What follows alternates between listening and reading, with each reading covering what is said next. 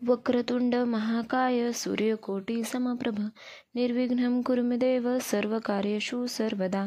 श्री स्वामी समर्थ. सर्वांचं स्वागत आहे आजच्या आपल्या नवीन व्हिडिओमध्ये. तर बघता बघता वेळ आली कशाची, तर आपले बाप्पा येण्याची. तर आपले सर्वांचे लाडके बाप्पा मंडळामध्ये प्रत्येकाच्या घरामध्ये आता स्थापित होतील. कोणाच्या घरी 1.5 दिवस, कोणाच्या घरी 5, कोणाच्या 7 दिवस, तर कोणाच्या अनंत चतुर्दशीपर्यंत. पण सुरुवातीला आपण बाप्पांना घरी घेऊन येतो, स्थापित करतो, तर काही महत्त्वाच्या गोष्टी लक्षात ठेवाव्या. तर त्या कोणत्या, त्यासाठी व्हिडिओ पहा. तर सुरुवातीची गोष्ट म्हणजे मूर्ती घेताना ती डाव्या सोंडेची घ्यावी, कारण उजव्या सोंडेचे विशेष असे सोहळे आणि सेवा करावी लागते बाप्पांसाठी. ते विधिवत प्रत्येकाला जमेलच असे नाही. आपल्याकडून काही चूक व्हायला नव्हे म्हणून डाव्या सोंडेची मूर्ती घ्यावी. मूर्ती गणपती बाप्पांची मूर्ती आणताना हे आवर्जून लक्षात ठेवा की ती जास्त उंच नसावी. जास्तीत जास्त 1 ते 2 फूट घरात बसवताना आपण बाप्पांची मूर्ती आणावी. तसेच गणपती बाप्पांची मूर्ती ही बसलेल्या अवस्थेत आणावी. ती उभी वगैरे असलेली आणू नये, ती कोणत्या तरी आसनावर बसलेली आणावी. तसेच विविध रूपातील गणपती बाप्पांची मूर्ती आणण्यापेक्षा ती गणपती बाप्पांच्या रूपातील आणावी. ती वेगवेगळ्या देवांच्या रूपातील आणू नये, हे आवर्जून करा. पाहून घ्यावी, ती कुठेही खंडित नसावी. तसेच जेव्हा बाप्पांची मूर्ती आपण आणायला जातो तेव्हा घरातूनच जाताना एक पाट आणि लाल वस्त्र न्यावे. मूर्ती झाकूनच आणावी. तसेच एक महत्त्वाची गोष्ट म्हणजे गणपती बाप्पांची मूर्ती आणताना अजिबात मोलभाव करू नये, कारण आपण देवाची किंमत ठरवू शकत नाही. त्यामुळे जास्त किरकिर न करता मूर्ती आणावी. गणपती बाप्पांची मूर्ती आणताना ती जास्तीत जास्त आपल्याला आशीर्वाद देतानाची म्हणजेच वरदहस्त रूपातील मूर्ती आणावी.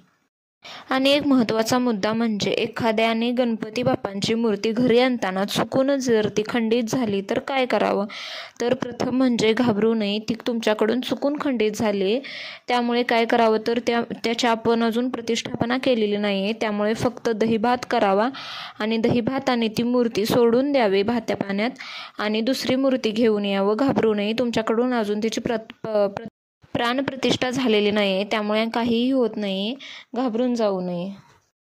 आता गणपती बाप्पांची मूर्ती घरी घेऊन येताना गणपती बाप्पांच्या गळ्यात तसेच एक काळा दोरा आणि त्यात घातलेला लिंबू बाप्पांच्या गळ्यात घालावा.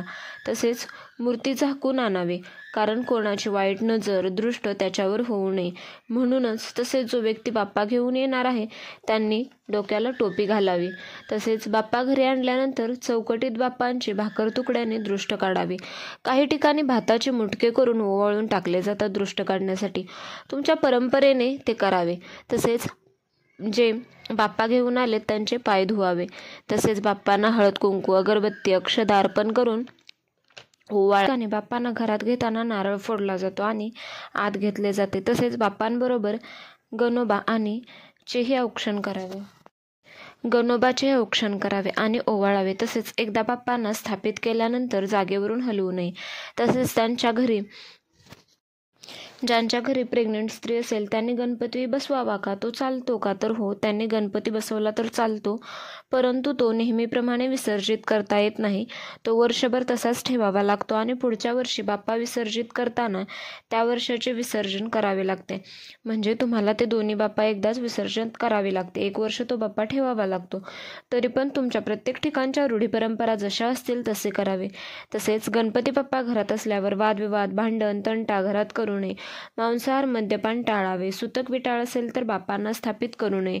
तर अशा प्रकारे मला जेवढे माहीत आहे तेवढे मी या व्हिडिओच्या माध्यमातून सांगण्याचा एक प्रयत्न केला आहे.